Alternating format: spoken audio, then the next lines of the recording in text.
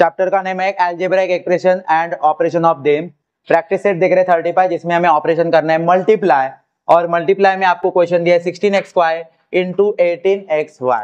यहाँ पे इस क्वेश्चन में आपको इस अलजेब्राइक एक्सप्रेशन में नंबर दिख रहा है और वेरिएबल्स दिख रहे हैं। समझ में आ रहा है कि नहीं?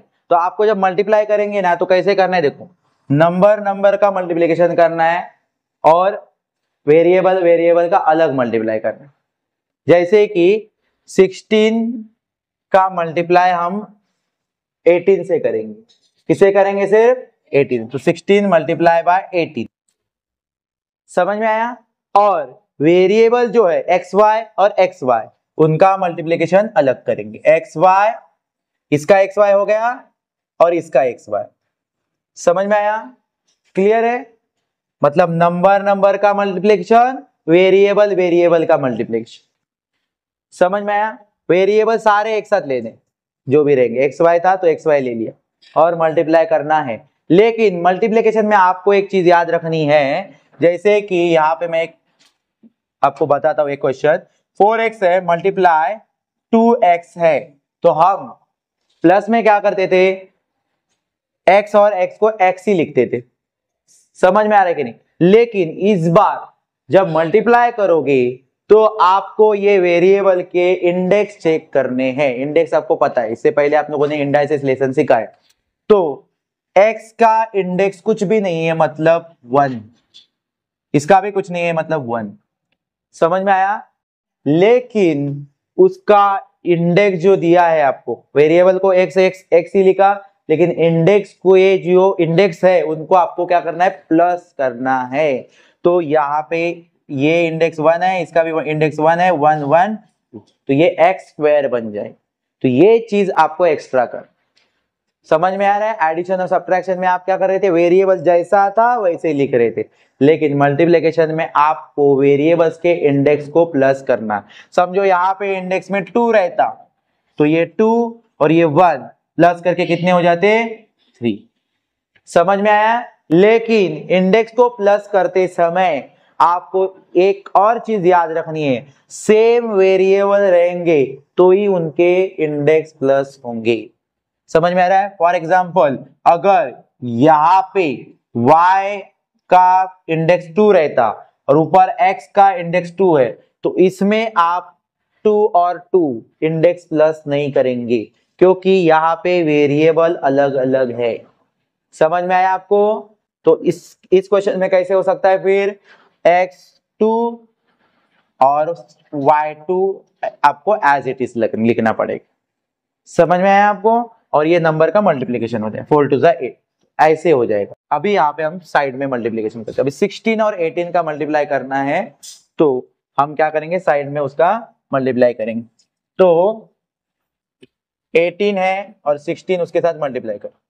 16 8 जा 128, 16 8 जा क्या हो जाएगा, 128। तो 8 हो गया, 12 कैरी हो गया, 16 1 जा 16 और प्लस 12 किएंगे तो 28 कितने हो जाएंगे, 28।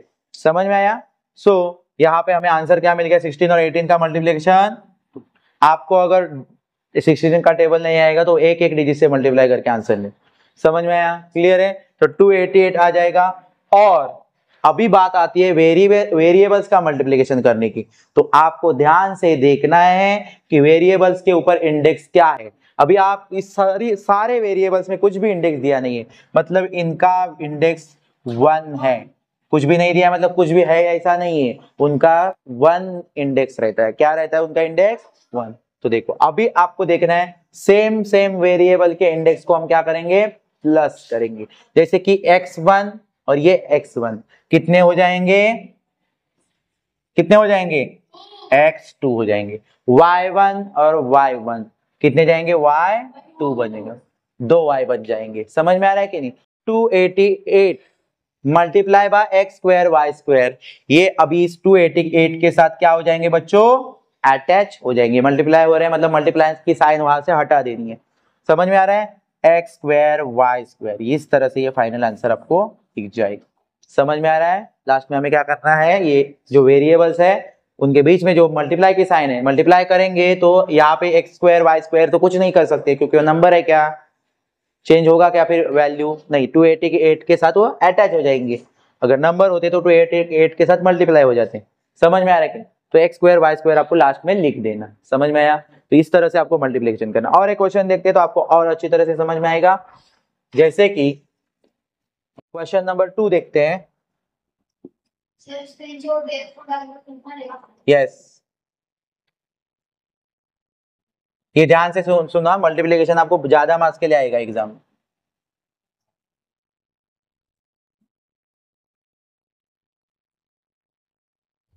ठीक है, देखो क्वेश्चन नंबर 2 देखेंगे तो है 23xy का स्क्वायर इंटू 4yz का स्क्वायर। मैंने आपको स्टार्टिंग में ही आपको बोला है कि नंबर और नंबर का अलग मल्टीप्लिकेशन करो, वेरिएबल्स का अलग मल्टीप्लिकेशन करो। तो यहाँ पे 23 नंबर है, दूसरा नंबर है इधर 4, इधर 23 नंबर है, इधर क्या है 4, तो उनको फर्स्ट मल्टीप्लाई 23 इंटू 4। समझ में आया? क्लियर है? उसके बाद हमें वेरिएबल्स का मल्टीप्लिकेशन करना है। तो वेरिएबल्स हमारे पास है एक्स वाई स्क्वायर। क्लियर है? सारे वेरिएबल्स लिखने एक साथ, और इधर के भी सारे वेरिएबल्स मल्टीप्लाई करने, वाई जेड स्क्वायर। समझ में आया? ओके। और फिर हमें क्या करना है? नंबर का मल्टीप्लिकेशन करना है, और इधर सेम वेरिएबल रहेगा तो वेरिएबल के इंडेक्स को क्या करना है? काउंट करना है। वो हम करेंगे, पहले मल्टीप्लाई करते हैं 23 4 जा। ओके, क्या 23 4 जा 92। समझ में आ रहा है कि नहीं? और यहाँ पे अभी देखो x, इधर में x है क्या? नहीं, तो x का x ही रहेगा, एक ही x है। फिर इसका मतलब ये y 2 है, y का क्या है? स्क्वायर है, मतलब y 2 है, और इधर y क्या है? कुछ भी नहीं है, मतलब 1 है। तो ये 2 और ये 1, मतलब y कितने हो गए हमारे पास? 3। और यहाँ पे z इधर है ही नहीं, लेकिन इधर z जरूर है, तो वो कितने हैं? 2 है। z 2 है ना, z का स्क्वायर है तो स्क्वायर लिख दो। समझ में आया? क्लियर है? अंडरस्टैंड? हाँ, इसके बीच में मल्टीप्लाई साइन थी, फाइनली इनको अटैच करके लिख दो। Okay, x y cube z का, इस तरह से आपको फाइनल आंसर मिले। समझ में आ रहा है? वेरिएबल का अलग करोगे, नंबर्स का अलग मल्टीप्लिकेशन करोगे, और सेम वेरिएबल्स के इंडेक्स को क्या करोगे? काउंट करोगे। उसका मतलब वो वेरिएबल उतनी बार है जितनी उसकी इंडेक्स है। क्लियर है? यह आपको फाइनली करना है। लेकिन अभी जब ये सब मोनोमियल से मोनोमियल को मल्टीप्लाई कर रहे हैं तो इजी हो गया। अभी जब बाइनोमियल से हम मोनोमियल्स को, या बाइनोमियल से बाइनोमियल्स को मल्टीप्लाई करेंगे तो हमें क्या होगा? थोड़ा सा डिफिकल्ट। जैसे कि नॉर्मल नंबर में हमें 4 और 2 का मतलब जब वन डिजिट मल्टीप्लाई करते थे तो बहुत इजी था, 4 टू 8। लेकिन जैसे ही यहाँ पे 44 आ गया या नीचे 28 आ गया, मतलब दो नंबर से दो नंबर को मल्टीप्लाई करना पड़ता था, तो हम लोगों को थोड़ा सा क्या करता था? इजी था, लेकिन क्या करना पड़ता था? थोड़ा सा हमें ज्यादा कैलकुलेशन करना पड़ता। समझ में आ रहा है कि नहीं? प्रोसीजर थोड़ी लंबी हो जाती थी। तो ऐसे भी यहाँ पे भी होगा। समझ में आया कि नहीं?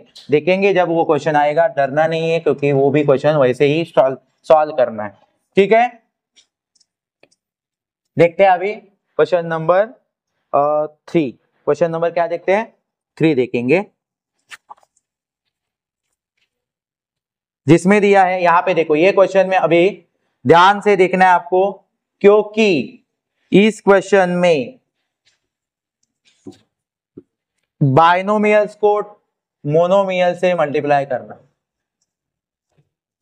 क्या बोला था मैंने? जब बाइनोमियल्स को आप मोनोमियल से मल्टीप्लाई करोगे तो आपको मोनोमियल से मोनोमियल को मल्टीप्लाई करने वाली प्रोसीजर अप्लाई नहीं करनी। मतलब नंबर का मल्टीप्लाई अलग, और वेरिएबल का मल्टीप्लाई अलग, ऐसा करना नहीं है। इसमें क्या करना है? मोनोमियल से आपके बाइनोमियल्स के दोनों टर्म्स को 1 बाय 1 मल्टीप्लाई करना है। जैसे यहाँ पे बाइनोमियल में 12a है प्लस 17b है, और मोनोमियल है 70, मोनोमियल क्या है? 4c। तो 4c से हम दोनों को मल्टीप्लाई करने वाले हैं। तो पहले हम 4c से किसको करेंगे? 12a को, फिर हम किसको करेंगे? 17 को। ओके, यहां तक आपको क्लियर है? तो चलो पहले हम 12a को मल्टीप्लाई करेंगे 4c से, तो लिखते हैं 12a मल्टीप्लाई बाय 4c। समझ में आया? ओके, फिर हमें अभी किसको करना है? 17b को। तो लेकिन 17b को करने से पहले साइन कौन सी है? Plus 17b multiply by 4c। Clear है? पहले हमने क्या किया था, मैंने क्या किया था, पहले 4c को पहले लिखा था, 12a को बाद में लिखा था, तो अपन का कंफ्यूजन हुआ ना, अपन बोला 12a को साइन कौन सी है, अभी नहीं पूछेगा वो, अभी कौन सी साइन है अपन प्लस। समझ में आया? तो जिसके ज्यादा टर्म है उनको पहले लिखो। ओके, क्लियर है? आया समझ में? तो देखो अभी यहाँ पे देखो हमें क्या करना है, 12a को 4c से मल्टीप्लाई, 4c से दोनों को करना है, बट 12a को पहले किया, फिर 17b को बाद में किया। क्लियर है? और समझ में आया आपको? ठीक है, उसके बाद देखो अभी क्या करना है, जहां तक हमारी ऑपरेशन की साइन आती नहीं है, प्लस या माइनस की साइन हमें मिलती नहीं है, वहां तक के टर्म को अंडरलाइन करो। 12a 4c, बाद में हमें कौन सी साइन मिल गई, प्लस, यहां पे स्टॉप करना है। समझ में आया? और फिर 17b 4c, इसको अंडरलाइन करो। उसके बाद तो क्वेश्चन खत्म ही हो रहा है, स्टेप खत्म हो रही है ना। अब इन दोनों का मल्टीप्लाई करेंगे और इन दोनों का मल्टीप्लाई। क्लियर है? तो अभी 12 और 4 इन नंबरों का करो पहले। 12 अभी ये वर्टिकली कैसे दिखेंगे, देखो ऐसे वर्टिकली आपको इस तरह से दिखेंगे ना, ठीक है। देखो 12 4 जा 48, अभी a और c लिखना है उसके साथ। समझ में आ रहा है? तो a c c a नहीं लिखना है, अल्फाबेटिकल आप ऑर्डर में लिखो, a पहले आता है इसलिए a पहले लिखो, c बाद में लिखो। समझ में आया? नहीं तो क्या है, c मैंने पहले लिखा है और a मैंने बाद में लिखा, तो क्या होगा, सीक्वेंस लिखोगे तो बेटर रहेगा। ओके, तो ये आपको समझ में आया? तो यहाँ पे इसका मल्टीप्लिकेशन कितना आया, 48ac। ओके, ये दोनों का आया, बट साइन कौन सी है बाद में, प्लस, तो वो प्लस की साइन दो। और आप नॉर्मली जब मल्टीप्लिकेशन करते हो तो भी आप जब करते करते नीचे जाते हो, दो टर्म का मल्टीप्लिकेशन करते हो, तो आपको क्या करना होता है पता है, नीचे फाइनल आंसर करने से पहले क्या करना होता है मल्टीप्लिकेशन में, प्लस। तो देखो यहाँ पे भी हमारा प्लस होने वाला है बाद में। समझ में आया? तो मल्टीप्लिकेशन में प्लस आता है, ये आपको पता है। डिवाइड होता तो क्या आता है, डिवाइड में क्या करते हो आप, माइनस, लेकिन अभी यहाँ पे मल्टीप्लाई कर रहे हो तो मल्टीप्लाई याद रखो। ठीक है, अभी मुझे यहाँ पे बताओ 17b और 4c का करना है।